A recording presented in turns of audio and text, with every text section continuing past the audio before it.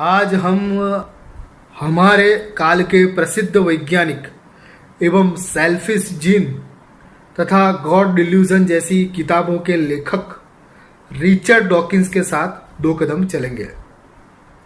Richard Dawkins का जन्म 26 मार्च सन 1941 के दिन नैरोबी केन्या में हुआ और हमारे युग के एक बड़े विज्ञान विचार प्रवर्तक के रूप में हम उन्हें देख सकते हैं।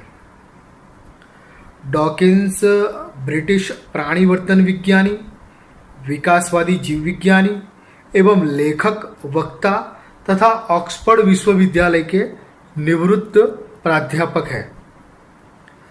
जानते हैं उनके कुछ मूल्यवान सूत्र। पहला सूत्र है, ज्योतिष सौंदर्य का अपमान है। वह अंतरिक्ष विद्या का अवमूल्यन है। यह ऐसा है कि व्यावसायिक जिंगल बनाने में बीथोवेन का इस्तेमाल करना। यहाँ एस्ट्रोनॉमी के आधार पर एस्ट्रोलॉजी की जो बातें की जाती है उसके विषय में कहा गया है। ज्योतिर्विद्या एक प्रकार से ब्रह्मांड विद्या का भाग थी जिसमें प्रारंभिक ज्ञान सन्निहित था, लेकिन उसके आधार पर फल कथन वगैरह बातें जोड़ देने पर उसका कोई मूल्य नहीं रहा। दूसरा सूत्र, ब्रह्मांड का क्या प्रयोजन है, यह एक मूर्खतापूर्ण प्रश्न है। मानव के लिए ब्रह्मांड का सृजन निरर्थक है। उस लिहाज से यह सवाल भी निरर्थक है। इसके सृजन के पीछे भौतिक सिद्धांत कारणभूत है और इसके केंद्र में मनुष्य नहीं है जो ऐसा सवाल किया जा सके। एब्सर्ड ही उस सवाल का जवाब हो सकता है। सूत्र 3, धर्मांध लोग चाहते हैं कि लोग अपने दिमाग बंद कर दें, प्रमाणों के प्रति उदासीन हो जाए और व्यक्तिगत दिव्य अनुभूतियों के आधार पर रचे गए पवित्र ग्रंथों का अंध अनुकरण करें, जिसके पीछे कोई ठोस प्रमाण मौजूद ना हो उसे बिल्कुल भी नहीं मानना चाहिए और खुले दिमाग से सोचने पर जो बुद्धिगम्य या तर्कयुक्त हो उसे ही मानना चाहिए। यह सीधी सरल बात है। इसके विपरीत व्यक्तिगत अनुभूतियों के आधार पर जो ठीक लगे उसे मानना या फिर जो शास्त्रों में लिखा है उसे मानना अबौद्धिक एवं अतार्किक है। चौथा सूत्र, द्वीप विकासवाद को समझने के लिए प्राकृतिक वर्कशॉप के समान है।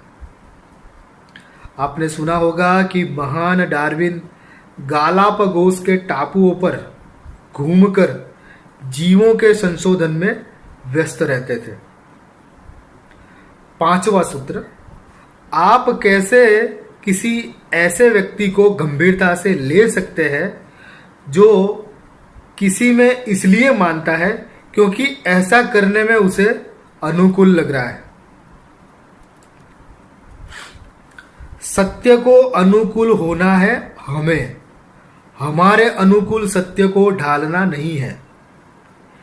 यह आपका भाव हो सकता है कि कुछ आपको अच्छा लगे, लेकिन चूंकि वो आपको अनुकूल लगता है, सत्य नहीं हो जाता। सत्य तटस्थ है, उसे अनुकूलता या प्रतिकूलता के दायरे में देखना सही नहीं है। छठा सूत्र, वैज्ञानिक बुद्धिवाद मानवीय आध्यात्मिक मूल्यों के लिए बिल्कुल भी हानिकारक नहीं है। उससे विपरीत यह तो मानव आत्मा की उत्तम भव्यता है। आध्यात्मिक मूल्य क्या है? ईश्वर, आत्मा या पूर्वजन्म जैसे कॉन्सेप्ट अध्यात्म नहीं। यह सब दिव्यता की काल्पनिक बातें हैं इसमें कुछ भी मानवीय नहीं है। मानवीय रूप से आध्यात्मिक मूल्य है प्रेम, शांति, सदाचार, अहिंसा और अभ्रष्टता। और इन मूल्यों से विज्ञान को कोई आपत्ति नहीं है। विज्ञान खुद भी प्रेम और प्रामाणिकता जैसे मूल्यों को स्वीकार करता है। 7वां सूत्र, मैं धर्मों के खिलाफ हूं चूंकि वे हमें जगत को बिना समझे ही संतुष्ट हो जाना सिखाते हैं। जगत क्यों बना, कैसे बना, हम कैसे आए, क्यों आए आदि प्रश्नों के सही उत्तर खोजे बिना ही बस यह सब उलझन है, इन प्रश्नों के कोई उत्तर नहीं, या रूहानी किताबों में जो लिख दिया गया वो ही सत्य, ऐसा मानकर शांत हो जाना जीवन के प्रति एक सही दृष्टिकोण नहीं है। ऐसी सीख प्राप्त करने से क्या लाभ। 8वां सूत्र, जैसे हम कृषि आदि के देवों, परियों, शैतानी सूक्ष्म जीवों और उड़ते ब्रह्म राक्षसों के अस्तित्व को गलत सिद्ध नहीं कर सकते, ठीक उसी प्रकार से हम ईश्वर के अस्तित्व को भी गलत सिद्ध नहीं कर सकते। बच्चों की कहानियों में परियों की बातें आती हैं। प्रौढ़ हो जाने पर उन्हें पता लग जाता है कि ऐसी चीजों का अस्तित्व क्या अहमियत रखता है। इसमें कुछ सिद्ध नहीं करना पड़ता। बच्चे बिना देखे उन्हें मान लेते हैं जो कहीं पर नहीं। 9वां सूत्र, अलौकिक ऐसा कोई सर्जक ईश्वर है या नहीं, इस सवाल का स्पष्ट जवाब देना अत्यंत आवश्यक है। मुझे लगता है कि यह एक वैज्ञानिक प्रश्न है और मेरा उत्तर है नहीं। ईश्वर है या नहीं, इस बात का स्पष्ट उत्तर जानना आवश्यक है। जो इस विषय में उलझन में है उसे कैसे ज्ञानी माना जाए। यह बुनियादी रूप से एक वैज्ञानिक सवाल है जिसका उत्तर डॉकिंस देते हैं। डॉकिंस हमारे युग के एक जाने माने वैज्ञानिक हैं और उन्हें यह स्पष्ट ज्ञान हुआ है कि ईश्वर का अस्तित्व नहीं है। 10वां सूत्र, हम एक अद्वितीय बंदर है। हमारे पास भाषा है। दूसरे पशुओं के पास संवाद के लिए अन्य पद्धतियां हैं जो भाषा के मुकाबले काफी पिछड़ी है। उनके पास जटिल शर्तों एवं यूं होता तो क्या होता जैसे वार्तालाप करने के लिए या जिनका भौतिक अस्तित्व नहीं है उन विषयों के बारे में बात करने के लिए हमारी जैसी क्षमता नहीं है। भाषा एवं बुद्धि, शब्द एवं चिंतन तथा तर्क एवं विवेक ही हम मनुष्यों की पहचान है और उसके साथ ही हमें बैर कराया जाता है। हमें निर्विचार और निशब्द होने का महत्व बताया जाता है। पीछे जाने की या पशु बन जाने की कोई विधि नहीं है, उसका कोई उपाय नहीं है। हमें नई चुनौतियों का सामना करना होगा तथा भाषा एवं शब्द से प्रेम करना होगा।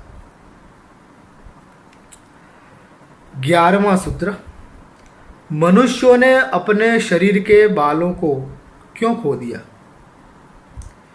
क्यों वह अपने पीछे वाले 2 पैरों पर खड़े होकर चलना सीख गए? और उन्होंने क्यों बड़े मस्तिष्क को विकसित किया? मैं समझता हूं कि इन तीनों सवालों का जवाब एक ही है, यौन चयन के कारण यह सब हुआ। यौन सुख की कामना तथा उससे ज्यादा आनंद की प्राप्ति के हेतु से मनुष्य ने स्वयं में यह परिवर्तन किए।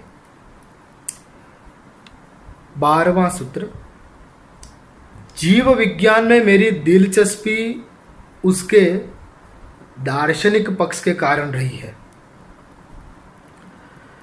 दर्शन का बीज हम मनुष्यों की प्रकृति है। हम सोचने वाले पशु हैं और इसलिए हम इसके प्रति आकृष्ट होते हैं। किसी को जीवों के बारे में सोचना ज़्यादा अच्छा लगता है तो किसी को पदार्थों एवं रसायनों के बारे में सोचना ज़्यादा पसंद आता है। लेकिन सही ढंग से सोचना इन सभी का विषय है। दर्शन विज्ञानों की जननी है।